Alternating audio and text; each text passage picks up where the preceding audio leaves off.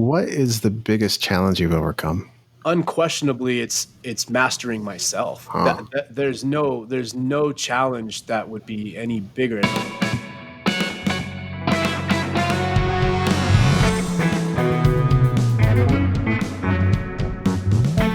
You're listening to the New Music Industry with David Andrew Weeb. Hey, it's David Andrew Weeb with the New Music Industry Podcast, and following up with some of the news items from last week. Episode 435 of the Antidote podcast is live. I mentioned last week that I would be on the show, and you can now hear the interview at the antidoteradio.com. I was on the show with my friends Carla Olive and Frederick Tamagi. I think it turned out great. They featured some of our music there. Apparently it's syndicated to something like 60 FM radio stations. Excited to see what the results of that might be. So if the Spirit Searcher Volume 1 compilation is something you're interested in, I would love for you to go and have a listen. I'm sure you can find it anywhere. Spotify, Deezer, Tidal, Amazon. Wherever you look, you should be able to find it. I continue to plug away at my coursework, of course, and I just made the commitment to publish something new to Medium every single day for the next 365 days, beginning July 28th. That's insane. This is something I'll probably be sharing more about in an upcoming episode, but if you'd like to follow along and see what happens, you can find me on Medium at medium.com/@DavidAWeeb. It's kind of like my Twitter handle. With my current musical project, which I also touched on last time, it's a comedic tribute to the 80s. I've started working on the David Bowie style track. There's a few other tracks, that are in the style of Robert Palmer or Van Halen or what have you. Of course, I'm not looking to create something that's so close to source material that I end up in a lawsuit. That's not the goal. But I'm always putting my spin on things, and I think it's going to be pretty cool when all is said and done. Okay, so for today's show, some of you probably noticed that this is episode 200, and you might be asking yourself, okay, DA, aren't you going to do something special for episode 200? And the answer is, honestly, today's episode is special. It's special enough. It's more than special. You may have heard me refer to myself as an author, entrepreneur, musician, right? That is a true statement. Though if I really wanted to, I could give myself a different tagline. The thing is, I can't think of a better tagline that better encompasses everything I do. So I know I'm building this up quite a bit, but I found another person who identifies as an author, entrepreneur, musician. Super cool. And because we had a lot in common, obviously, and that proved to be fertile ground for discussion, and to use a fancy word, extrapolation, which I like to think of as the process of taking an idea and imagining what isn't already there, we obviously had a lot to share. So episode 200 is special, and I hope you'll soak up every minute of it. Let's get into the interview. Today I'm chatting with award-winning entrepreneur and all-around fascinating human, Andy Seth. How are you today, Andy? Fantastic. What's going on? Awesome. Love your enthusiastic response. Sounds like we have a lot in common, and so this is going to be an exciting conversation. You grew up in a motel in LA from the ages of 0 to 14. Your family went bankrupt, and this is where you discovered that following the status quo wasn't going to serve you. I think entrepreneurs often have that moment of clarity, but what was it specifically that wasn't working for you? Boy, there was a lot packed into there. So growing up in a motel and being Indian, first of all, you might think we owned it. We did not. we just in it. I grew up there for 14 years of my life, from 0 to 14. So the kinds of things that you're around and what's happening in life that you would live in a place where you pay rent week to week. I think there's a lot that I saw and experienced that made me realize pretty young the difference between just even having money, not having money, having safety and security.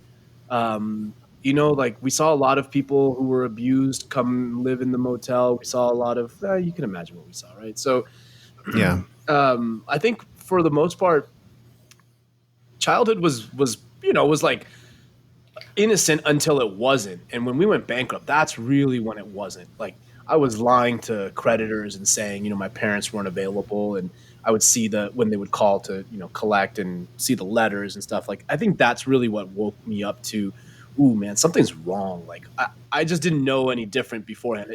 Things kind of sucked, but I didn't know that they sucked, right? But until when we went bankrupt, and I realized that something's wrong. And I'd say that was a pretty pivotal moment in my life.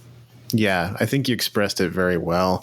And my understanding of human psychology, at some point, we all have that, wow, there's something wrong here moment, oftentimes early in childhood, maybe somewhere between 4 and 6. Eventually, you have that realization. It could be something small, but suddenly you have that awakening that, everything's not quite right. Mm-hmm. Yep. Now, on your About page, it says education, entrepreneurship, and spirituality showed you a life you never knew existed. I love this statement.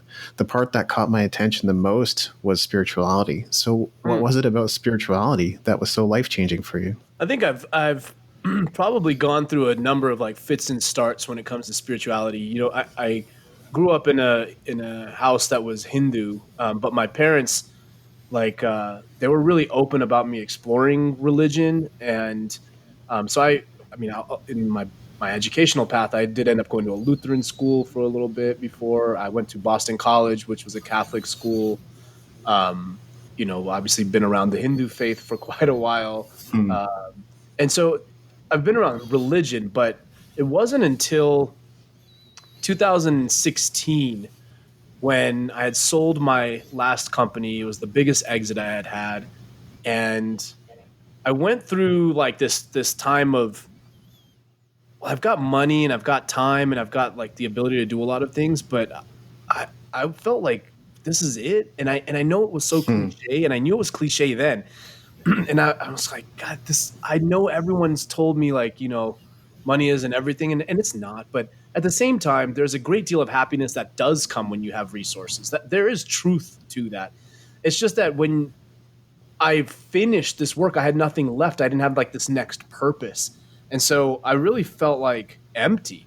And I'm fortunate, my family is from India, but we're specifically from a place called Rishikesh, which is the birthplace of yoga. And I still have family there. And one of my uncles is a really, really successful businessman. And he's also quite spiritual. And so I went back to India really just to kind of take some time and do a little bit of asking questions of my uncle. Like, how does he balance this world of being really materially successful, but yet he's got this vibe where like, if he lost it all, somehow you knew he'd be okay with that. And there was something about him, and I was like, I got to learn the secrets. And so I went to talk with him, and like when the student is ready, the teacher appears type of situation. That's totally what happened. He's sat on this wisdom for all this time and like never really brought it to me, but I wasn't really ready until that moment. And he helped me connect a lot of dots that I was struggling with. The biggest dot that I struggled with was, how can I be so aggressive and ambitious? In some ways, I'm a monster when it comes to like the goals and ambitions I have. And I don't mean monster like I'm mean. I mean like I've just got that drive. It's innate and it's fire like level. It's not that tame, and I enjoy letting that out. And yet at the same time, I don't want to be suffering for what I've achieved or not yet achieved. And that's what was happening. I have this drive, but I was suffering. How do I get rid of the sufferer piece? And that's what my uncle helped guide me along and really showed me. And it was so transformative that's actually the influence for the book that I ended up writing. It's a parable, but the main character is influenced by me, and then the guide is influenced by my uncle. There's so much there I could say by way of comment. I guess I relate to the spiritual journey a little bit. I'll start there.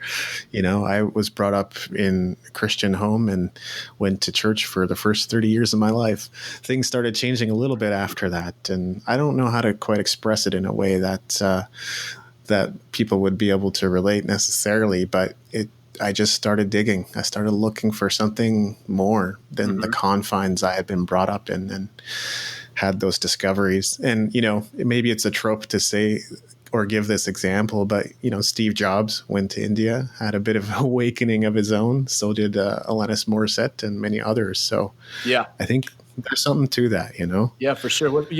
Along those lines, the Beatles, when they went back 50 whatever years ago. Oh, yeah. They went to Rishikesh.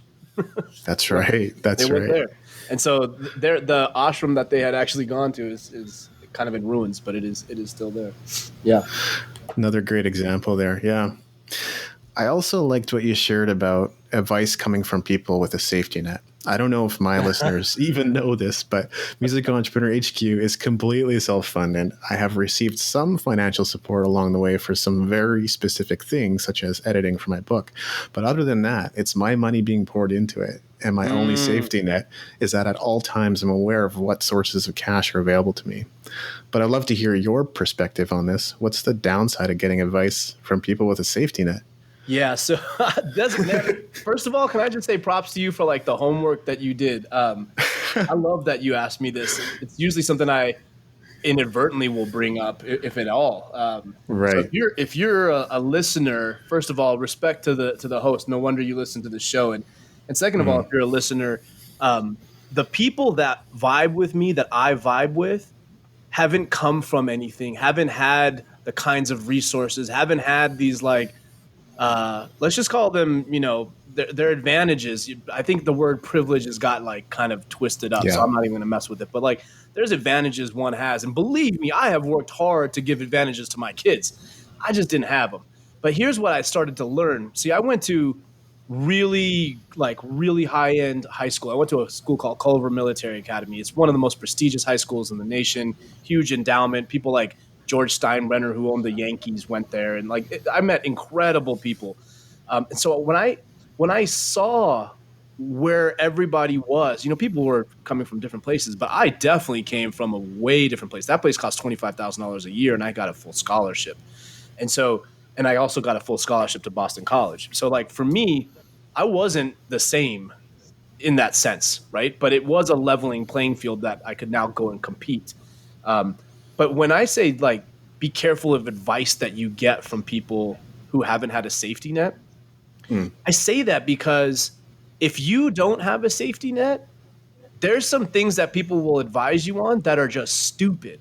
They're stupid. You wouldn't do that. Let me give you a very specific example right now. Perfect.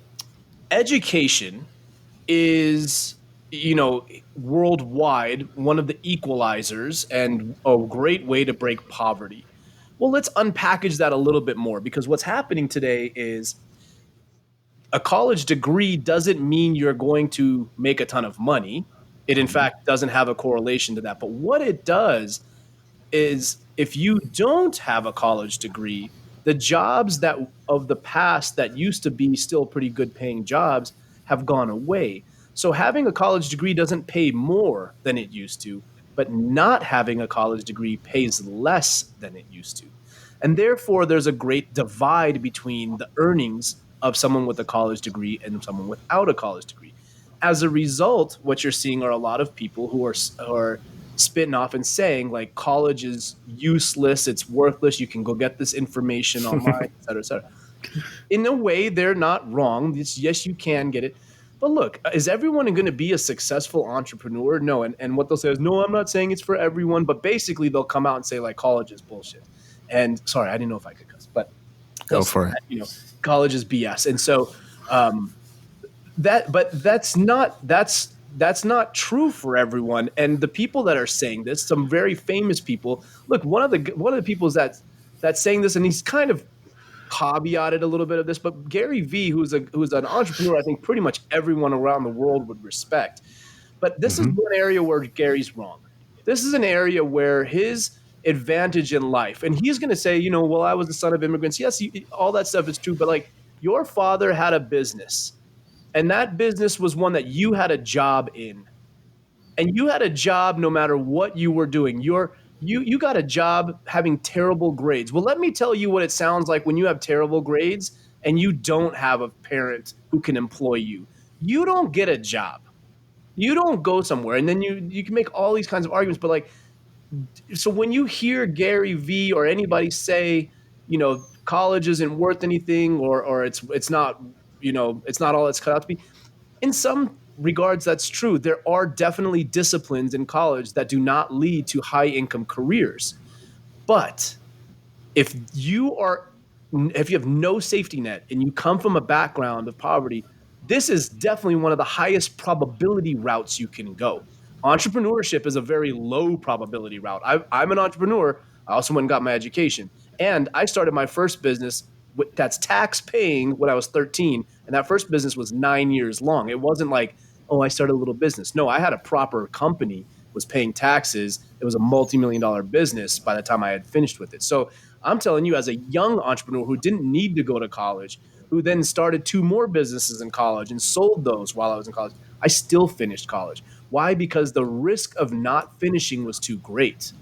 The risk of staying poor was too high. So that's one of those things where I'm not saying you should or shouldn't go to college. In fact, I've created apprenticeships for low-income youth who don't go to college. What I am saying is it's not the answer for everybody to say like college isn't for everybody. And when you get advice from people that have had safety nets and you try to follow it and you don't have one, the risk is a lot higher than they're making it sound like.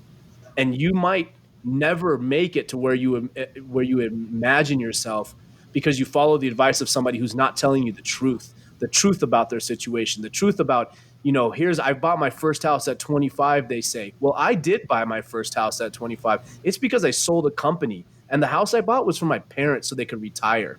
Well, my friends who were 25, they got their down payments from their parents. Like, let's talk about really what it looked like. You got money from your parents to buy your first house. I bought my parents their first house. There's a big difference in what I've done and my advice and what other people have done. And so I know I resonate with people who haven't had the safety net because I talk like that. I come from that. My advice doesn't sound all pie in the sky. My advice sounds really practical because that's what I believe will get us out of the situation. And there's not enough voices out there saying it. There's too many voices encouraging what is otherwise advice for the privileged. No, I love that she said that. And I think we're totally philosophically aligned on this. Like if people come to me and they've been listeners of Gary Vee for however long, look, I know you're a hard worker. I know you work your face off every single day. Just go for a movie, get out in nature, go to the pool, do whatever it is you do to unplug. You'll thank me later. Because at every turn, I'm reminding people, take care of yourself. If you don't exist, your business doesn't exist. Your music doesn't exist. And you will die with your best song in you. We don't want that. We really want people to be able to express themselves fully and die empty, as Todd Henry says. Tell us a little bit about Flow. It's an agency providing branding, content marketing, managed live chat, and customer outsourcing. All things I love to geek out over, by the way. Mm-hmm. But there are some interesting nuances to the whole thing, especially around your training program. So share about that. Yeah, so it's what I was just briefly touched on, where I've created an apprenticeship program for low-income youth. I had this vision after selling my last company, and I've helped over 1,000 low-income kids go to college on scholarships now, kids just like me. Through my nonprofit work. I have a nonprofit that I've served for a long time called Minds Matter, and then I was the board chairman over at KIPP Colorado Schools and expanded those school systems. So I've worked in the low-income youth population for many, many, many years, and I was seeing kids that were highly capable, high aptitude, and college just wasn't going to be an option for them because of their financial circumstances or just life circumstances, and their job options, as I mentioned, are not good. And I was like, what are you going to do about that? That's a problem that I see, and I'm not doing anything about it. And I didn't see that many great, nonprofits addressing the issue. Once you're over 18, nonprofits kind of tend to taper off. And I was like, but 18 to 24, you're ripe with opportunity, but your options are not awesome. And so what can I do about it? And so I created this apprenticeship in content marketing. And I said, there's a huge demand for marketing, online marketing services. No one cares what your degrees are. They just want to know, can you do the work and deliver results? I've hired them myself plenty. Very different than my last business in wealth management, where people very much care about the pedigree. But in marketing, especially digital marketing, people don't care. I would be hard pressed to see what anybody's degrees were in the space. So I knew that. And I believed I could teach really great young people how to take their strong writing skills. So I'd hire them for being great writers and to teach them content marketing. And by the end of that program, after 2 years, while working a full-time job and getting paid for their full-time job. So not this they got to pay to go to school or, which they can't afford to do because they actually have to bring in income, or they can't take like internships. Like this is a full paid job, plus they're getting educated in the apprenticeship program. After the 2 years, they make 40 grand. And by building that, I've created a marketing company that uses, this talent pool that's so untapped but rich. And I pay, very bluntly, a lot less money than my competitors for equally or higher talent, and definitely more loyal. Because people will hire an English major out of college and have to pay at least probably 50 grand, 50, 55 for them, who doesn't know anything still on when it comes to content marketing. They just have a degree in writing. Well, guess what? I'm training my people up and I'm paying them a lot less. And as they acquire skills, they make more until the point where they can get to 40 grand. And then they've got a career path ahead of them. That's pretty standard by any industry in marketing, right? So I'm paying a lot less, getting at least that quality output, at least.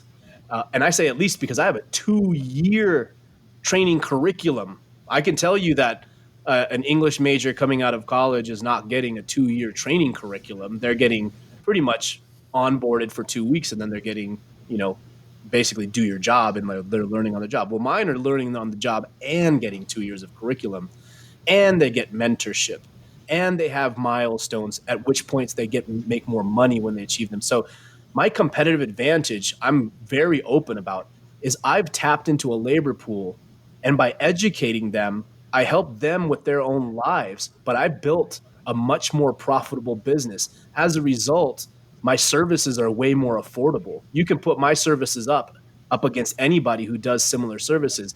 We're going to be more affordable and crush from a result standpoint. I would actually put my live chat team, which is all my agents. Those agents are the apprentices. I would put my live chat team up against any single company's live chat agent, any single company in the world, and also your chat bot.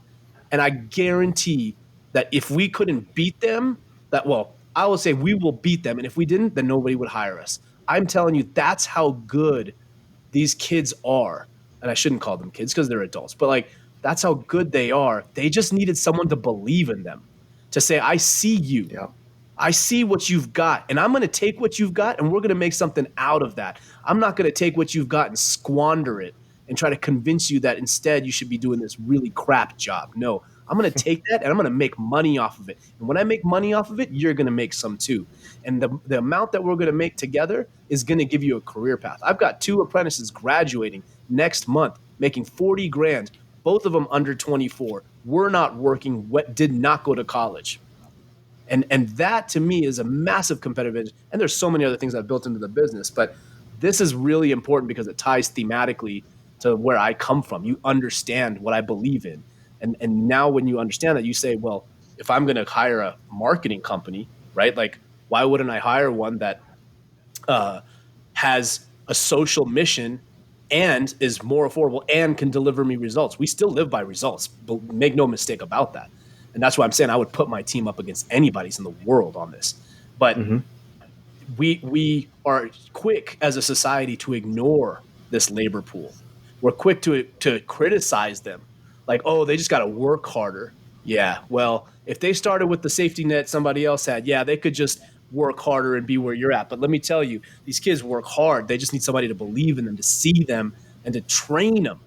The worst thing for low-income youth is that one bullet point on a job description: 2 years minimum experience required. That's the laziest employer bullet point in the world, man. That's so lazy. Because what it's saying is, look, I don't really want to teach you all this stuff. Just come in knowing something. Yep, that's exactly right. Well, my apprenticeship program is 2 years for a reason. I got you. I'll take you on for those 2 years, and I'll make sure you make money, and I'll make sure you got a career path. You just got to come to the table with everything you've got. I can't do this, alone. Me and my team are 100% of our 50. Those apprentices got to be 100% of their 50. It's super cool. And like, what an amazing way to give back as well. You know, I don't know if my listeners know, but all I have is a certificate in discipleship in college. After that, I was done. No more school for me. Mm-hmm. I was horrible in school. I'd be off doing my own thing, drawing graphic novels and mazes and doodles and filling binders with lyrics. I mean, that's what I did in my junior high and high school years. So, Yeah. but Now imagine if somebody would have seen that in you, the artist, and yes, creative in you, and said, you know what? Not only do I see that talent, I've actually got a job that can help you make money off of that. And even if you don't do it for the rest of your life, you've at least got a safety net now with a career option at a minimum. exactly. I mean, that would have been so cool. And Right. it's awesome that you're offering that. And that's the same opportunity that I would love to create for others too. Mm-hmm. Now, you knew, and you've already brought this up, that I'd have to talk about Bling, which is a book and an album. Normally, I Yeah. try to come up with a creative question here, but I feel like it's really a story unto itself. So tell us all about it. Yeah. So one of the reasons I was so excited to be on your show was because we have this in common. We're both authors and musicians. Yes, It seems to be a very rare combo. And I think it entrepreneurs, is. right? And entrepreneurs. Yep. So basically, I wrote this book, Bling, and when I wrote the book, I got towards the end, and like I said, it's a parable. I got towards the end, and the main character goes through this transformation, and the main character in the book is a rapper. And he goes through this transformation, had spent all this time in India, starts hearing these, different sounds that are Indian sounds, and fuses them with the soul and the energy and the vibe of hip hop, and creates this kind of, new magnum opus album, and all kinds of other beautiful things unfold for his life, towards the end of the book. And it's a book of transformation and self-development, self-growth. But the music, as I was writing that, I started to hear it. And I was like, yo, that would be dope if that was there. Like this instrument and this instrument, I was picking up like just a little sitar, and I was like, ooh, if you could put the sitar over this kind of a beat, like that would be hot. And as I was hearing this, I actually called my dad after I'd finished writing, and I was like, hey, Dad, what's the instrument that sounds like this? And he would explain it to me. What's the instrument that sounds like this? Because I don't know the names of them, or I didn't then. I didn't know the names, but I knew the sounds growing up. My dad that's what he would listen to. And so I was asking him for those explanations. And so then I went and, looked them up, and I was like, gosh, this would be so cool. Maybe I'm supposed to put this as an audiobook. That was my thought was, okay, well, I'm hearing a sound, like maybe I lay this as a score to an audiobook. So I went Googling audiobook scores, and sure enough, there's some websites out there that have all this music that you can lay as your score for an audiobook. But when I clicked on stuff, like nothing was what I was hearing. So then I was like, what if could I just make this? And here's the context. My business that I mentioned when I was 13 to 22, I was a professional DJ. Like, yes, I started in house parties and all that, but I was headlining by the time I was 18. I was headlining 6 nights a week in Boston.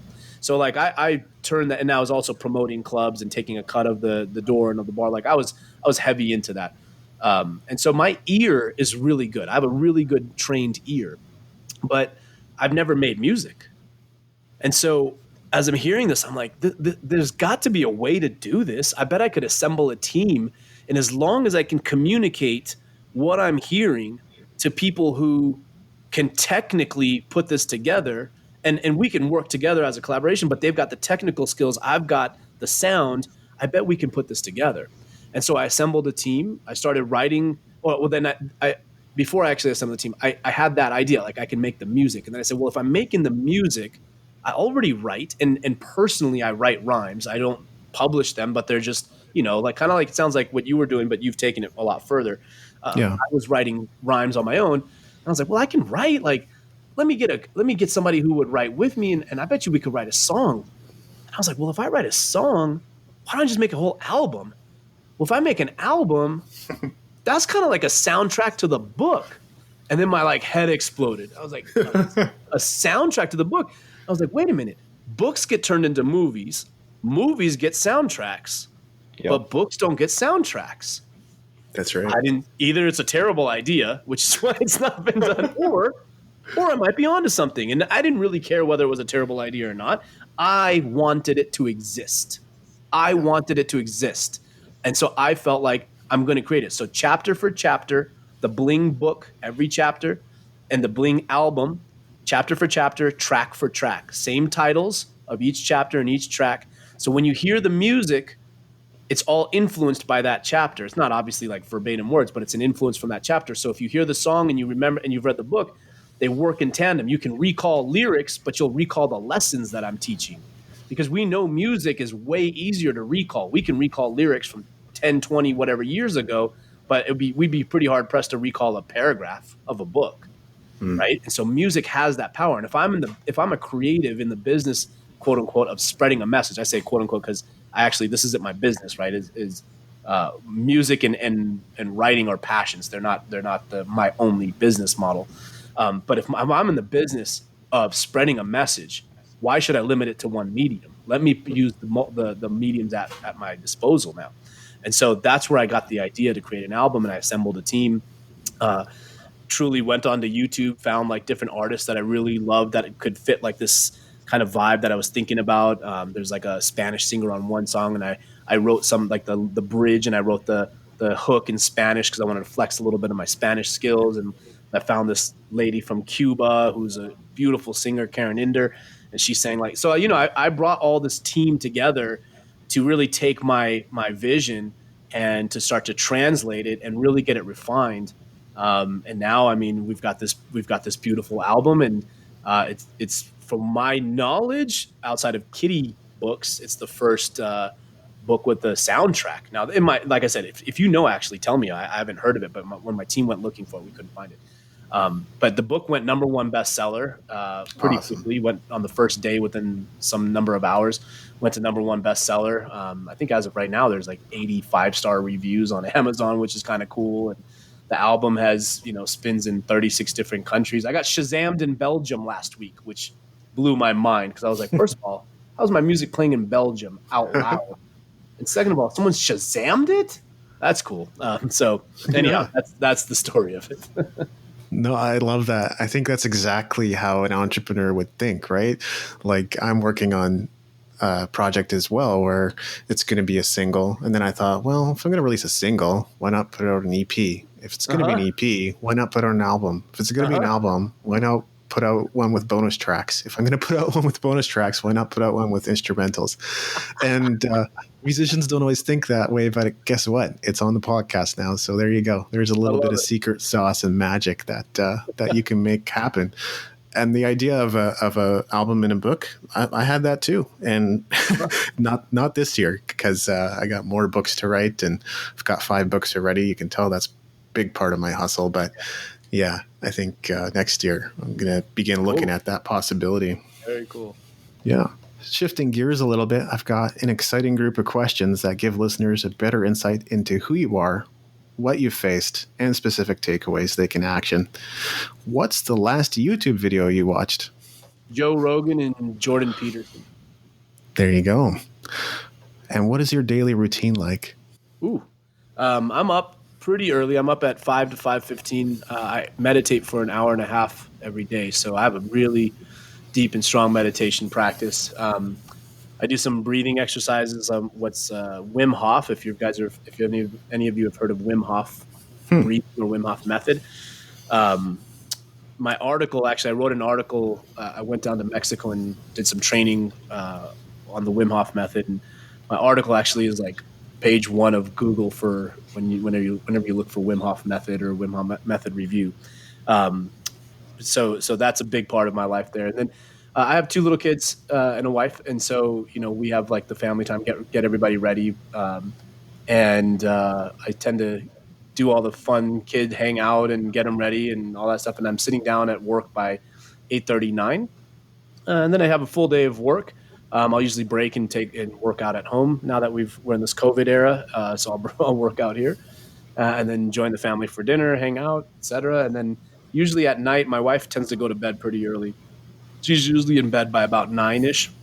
And so I stay up till Well, it's probably too late these days. I need to rein it back in, but I'm usually up until about midnight, 12:30. I don't sleep a huge amount, which is a problem because when I don't sleep well, I'm less able to get into flow state. And flow state is a very it's a big part of my work life. The first, from 8:30 or 9 till 12, there's no interruptions and no distractions. I'm only working on flow state.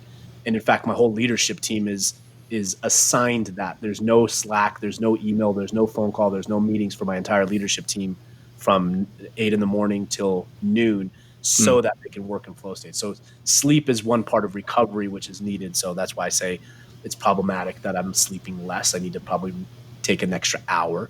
But then I hit the sack from there. So that's a pretty average day. Got it. I don't know how to phrase this question exactly. You mentioned meditation, and I know it's kind of a big movement in entrepreneurship right now as well. I also knew somebody who I think got up at 4 a.m. and meditated for 3 hours or 4 hours or something like that. Is there any connection between that? And I think there's sort of a thought movement that there's some correlation between that and success in business. But do you think there's a connection there? Yeah, for sure, but maybe for a couple of different reasons. I think there's the tactical skills that one builds and enhances through meditation. The skills of concentration, for example. Concentration is just being able to hold your focus for a prolonged period of time. Concentration is also a fundamental skill if you're trying to work in flow state, and if you're entertaining in flow state. Right, like maybe you've been on flow state by doing your music, right? Like, or Yes. writing. I wrote Bling in 5 days, for example, intentionally triggering flow state for the whole day for 5 days. So my book was done in 5. So like meditation builds certain skills. It builds the ability to also create space in between thoughts. And when you can create space in between thoughts, something else pours in, ideas, intuition, inspiration. That's what pours in.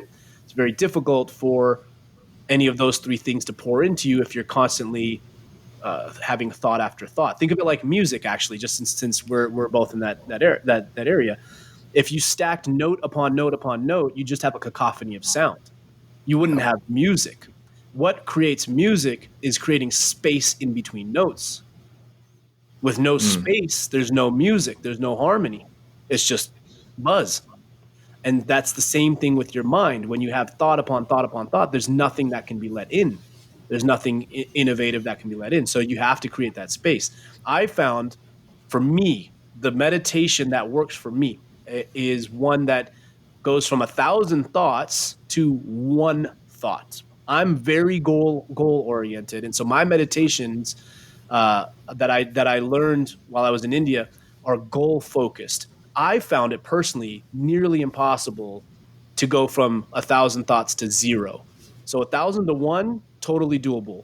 1 to 0 is like this infinite impossibility to me. It is. Right, and I think people resonate with that.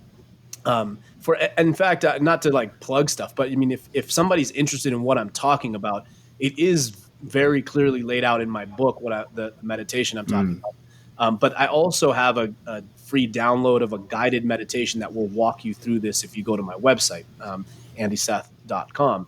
And so it's there for you to learn this goal-based meditation, because I think that one of the reasons people are so turned off, myself included for all those years, was we were asked to do something that was like an advanced level.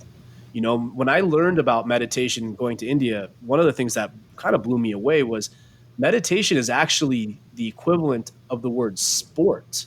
It's like saying to somebody, what sport do you play? If you ask them, do you meditate? And it's like, okay, well, yeah, I play a sport. Well, which sport do you play? Okay, I play, soccer. All right, great. At what level? Oh, I was varsity. Okay, what position? I was left wing, striker. Now you understand what somebody does. But if you ask somebody, do you play sport? They'd be like, sure. Well, that's the same in meditation. There are so many different types of meditations. People don't know that. They think meditation is one thing. They think it's a Headspace app. It's one way of meditating. But meditation is like sports. So there's so many different variations, and then there's different levels. There's beginner, intermediate, expert, etc. And the one that I found, the one that I teach, is meant for people who are very, ambitious, very driven, and need a goal and need to get something out of it. That's why I can spend an hour and a half. Before, when I was doing the empty your head thing, I couldn't get past like 7 minutes. Very eloquent answer. Loved it. What is the biggest challenge you've overcome? Unquestionably, it's mastering myself. There's no challenge that would be any bigger, and I don't mean that like to be fuzzy. The things about myself, I'll give you an example. When you look at archetypes of humans, Carl Jung had created kind of an initial set of archetypes. Lolly Daskell has made some really cool updated archetypes in her book, The Leadership Gap. When you look at archetypes and you say, okay, this is one way to cut human beings and look at them. There's a particular archetype that for type A, highly driven people, there's a set of archetypes. And the one that I'm particularly most like has these great strengths, right? It's like I have great vision, and I'm great at implementing, and I can explore really well and translate those things. But I've also got a shadow self, and that shadow self is my ego.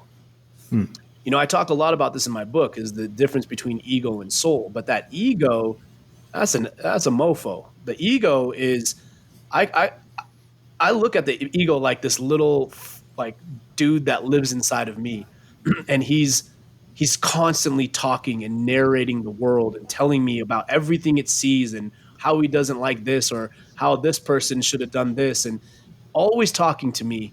And it's like my best friend because I listen to him. I listen to him constantly, but his advice is horrible. His advice, his intent is always from the wrong place. It's to look good or to prevent shame or to not be afraid. The intent is always wrong. And so when I say to conquer myself, that as the biggest obstacle is getting that ego to speak less loudly and to get the true me. I call it soul, call it whatever you want, to speak louder, because that soul has no negative intent. So it's not trying to drown out the ego. The ego wants to drown out that stuff. So when I sit in meditation, or sometimes, frankly, I'll just sit and think, or I'll sit and not think. I'll just sit. But I'm trying to let my soul speak louder because it's so quiet and the ego is so loud. So the conquering of that voice to get to really the true intent from myself is always going to come from love. Love is always going to be the answer from the soul. It has no other interest. There's not even an opposite. It's just love. But to get to love is really complicated when you have an ego that has a bunch of needs that have to be met. And that, the better I can be at quieting the ego and getting it to sit down and to not influence my decisions, the better I am. Yeah, I get it. The human tendency is to look good or avoid looking bad. And that's from a psychological perspective as well, as I keep referring back to. But so when that tendency is there, we don't listen from a place of emptiness as we should to others. We listen from a place of, I like it, I don't like it. It's good, it's bad, it'll work, it won't work. You know what I mean? Yeah. As I'm sure many of my listeners struggle with that when they come into listen to a podcast. We're delivering incredible value every single week, and we know it. But are people going to act on it? Are they going to hear it in a way that empowers them?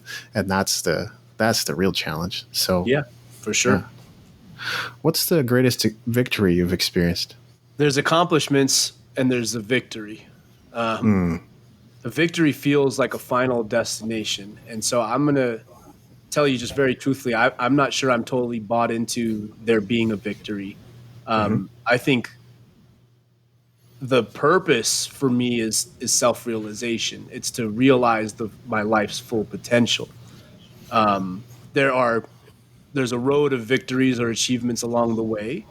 And I think there's a level of like recency bias. I would point to something maybe more recent.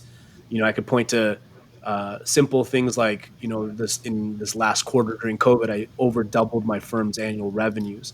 That's a pretty proud achievement. But is that a life type of victory? Well, that that might be small compared to a year from now when we quadruple the size of the business, right? So like I don't know, but I think the big aim for me is self-realization and being able to maximize the potential I know I have, and to feel that's the big accomplishment.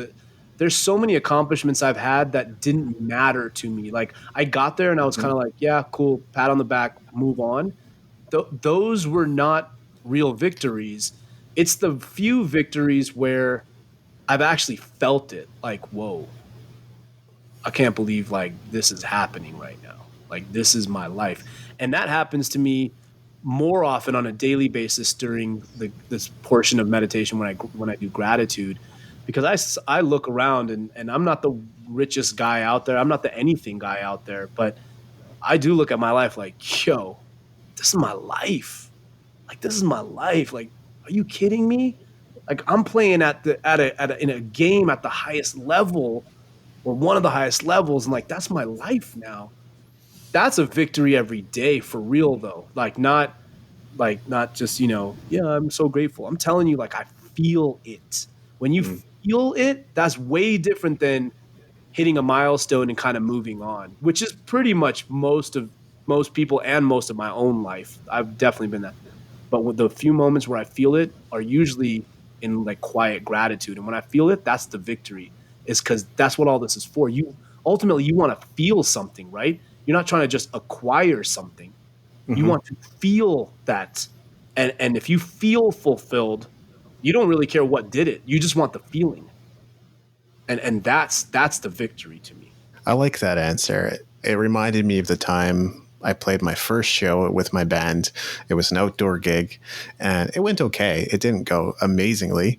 We were playing to some punk kids and they were there for the band that was there before us, who were super fast and punk rock, and someone stuck around for us. But at the end of it, I felt empty. I was kind of just like, is that it? That wasn't it. It's not like, I love live performance, but that wasn't it. And so I had shows where that were the complete opposite, where it's like, wow, I was able to put it all out there. My whole being, all of my emotions, all of my expressions were out there, but that show was not it. So I definitely get where you're coming from. Our listeners are highly growth oriented and love learning about new resources. So are there any books that have helped you on your journey? Oh my gosh, man. So many books. I will tell you, this kind of goes back to the safety net conversation. I've never had anybody in my life who I would consider a mentor, who's really like put me under their wing and taught me something. It's just never happened. And maybe it's because I've had a big ego that wouldn't be welcoming. I don't know, but I certainly wasn't born into it. And where I found this quote unquote mentorship are in authors, are in books. I read constantly. I'm a binge reader. Like I speed read, I binge read. I don't know like all the shows. I do keep up with music a lot, but definitely not on shows, but because I read. So books that have impacted me, I mean, I could pick them apart. There's so many that have impacted me. I think if we were talking about growth, right? So we're talking about people who want to grow. And when you say growth, are you talking about business or personal? That's a wonderful question. I think people are looking to grow in all aspects, especially their music career, right? But I think because the podcast is very much about marrying music with business, which I feel is still kind of new, right? It might be 10, 15 years old, but until recently, there was no consciousness of this idea of, I can merge entrepreneurship with music in a new kind of way. So okay. So I got you. So if we're talking about it from that standpoint, I think the book Traction by Gino Wickman has got to be on your list. It is. He codified a system called the Entrepreneurial Operating System, EOS, and I run my businesses on it, but there are thousands and thousands of very, very successful entrepreneurs who have switched to this system. Meaning, I've got my company's multi-million dollar company, and I run it on this system. And there's friends of mine who have equal sizes, bigger sizes, 10 plus $million size companies, and they switched to this. I ran a political campaign on this. My nonprofit runs on it. It's not that Gino's a genius, and if Gino ever listens to this, sorry, bruh, but you're not a genius. His genius was he took all these years of books and packaged it up into one. All the things that I've had to read painstakingly and pull from and build into a system, he put into one system. So if you were to read one quintessential book on how to run and build a successful business, that's the book. That's the one. Because there are thousands and thousands of entrepreneurs who have built wildly successful companies on this operating system. Everybody else can write a book about how they've scaled their business and whatever, but they don't have the testimonials of that many companies. And my own friends do it. I've done it in 3 or 4 different organizations myself. So that'd be the book I would say. I also think there's greatness in learning from, people who are like champions. Phil Jackson wrote a great book called 11 Rings, and he's the most winningest NBA coach in history. 11 championships. He also won 2 championships as a player. That guy figured something out. So if you're at all a sports fan or just like to learn from the best, Phil Jackson's book 11 Rings is up there for me as well. I could keep going on, to be honest with you, but I feel like maybe that's 2. No, that's awesome. I loved hearing all about that. And I went and got the Traction Kindle myself. I know about Gino Wickman. I know about the book. Haven't read it yet. So it's time for me to get on that. Awesome. This has been an amazing conversation, and maybe we'll have to have you on again when you have your next crazy idea about music and books, or maybe something even beyond that. Maybe there will be a movie. Who knows? But thank you for your time and generosity, Andy. Is there anything else I should have asked? No. I appreciate it. I did want to make an offer to the listeners, though. And that is, if you text me, I'll give you my phone number. If you text me and you text this number, the first 3 people that text in, I'll sign an autograph and put my book in the mail and ship it out to you personally. So here's the phone number to text. It's 646-495-9867.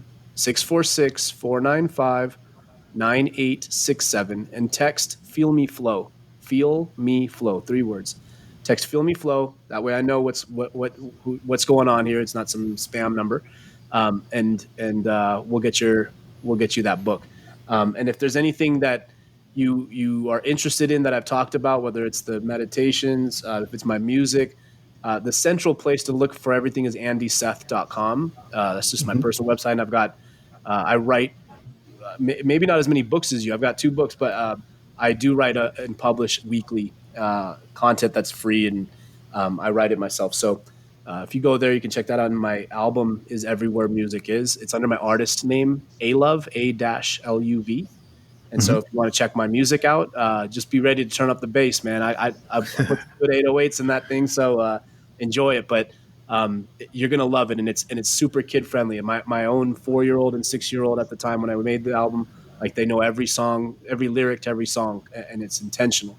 I want that message to spread, but it's banging. So check that out too. Very generous, Andy. Thanks so much. For sure. And it's time for 3 key takeaways from this episode. As always, you're allowed to have your own. You can have your own takeaways. Those are the best ones. These are the things that stood out to me. Number 1, plans fail for lack of counsel, but with many advisors, they succeed. But you still need to be careful who you're taking advice from, especially if it's coming from someone with a safety net you don't have, because even the best tips in the world don't apply to every situation, and no one can see the entire picture without standing in your shoes. Number 2, Bling was a parable that became a book and a musical album. Do you have any projects that could translate well to different mediums? Could you get more leverage out of something you created just by seeing it in 3 dimensions, or as I like to say, by extrapolating? the idea might just be worth exploring. 3. Mastery of self is the greatest undertaking and quite possibly the most valuable challenge you can personally overcome. What can you do to get mastery over self? What habits could you develop? Will you be more vigilant around sleep, meditation, and exercise? Will you do these things regardless of how you're feeling? What structures could you put in place to ensure you follow through on what you've committed to? Leave your comments in the show notes. And it's time for news and updates. So the doors to my 60-day program close August 1st. Today is July 30th. You can do math, can't you? So that's right. There isn't a whole lot of time left regardless. But whether you want to learn about that program or just receive updates or learn about some future opportunities, which are coming, they're going to be pretty cool, I would suggest joining my email list so you aren't left out. Now, you also get a free weekly action plan when you join. Did I mention that? So go to musicentrepreneurhq.com/join, sign up, and you will be greeted by a series of emails talking about who I am and what Music Entrepreneur HQ is all about. Of course, I ask you some personal questions, such as, what are you struggling with right now? So whether you're an avid listener of the show or just someone who tunes into episodes here and there based on the topics covered, we do love it that you're listening. But I just want to remind you that leaving a review in iTunes does make a big difference for us. We don't hear from you all the time, and we assume that's because we're doing our job, but we don't have other listeners. You're not hearing this right now if you're not a listener of the show. You know how that works, don't you? And we know there are 1,000 some odd listeners out there. So please leave a review and rating for the show on iTunes. We say it every single time in the outro, but we really, really, really do mean it. And if you want to support the podcast more tangibly, you can always head over to patreon.com/newmusicindustry and become a patron for the show. Now, don't come back to me and say I didn't tell you what to do or how to do it. I get that you might not be in a position to do this right now, and I can appreciate that, whether you're walking, running, exercising, or driving to work, but it does make a difference. It is important, and though we know content doesn't always get engaged with these days, could we be a little different? Could this community be a little different? Could this music entrepreneur community start being action takers? Is it okay if I call you out on that? Action takers really are the ones that make things happen in this world. I feel passionately about this. No action, no difference, right? And you might tire of me saying this, but it's who I want to attract to the community. It's who we want to attract to our community. If you aren't on board, then you're off board. There's really no middle here. We can get this done. It's easy. It takes a couple of minutes. So go and get this done. As always, the best way to get in touch with me conveniently and quickly is on Twitter. My username is @DavidAWeeb. Thanks for joining me today. I'm David Andrew Weeb, and I look forward to seeing you on the stages of the world. Thank you for listening. Music in this episode was brought to you by Brian Young. Wherever you're listening to this right now, please consider leaving a 5-star review and comment to help us get the word out about the podcast.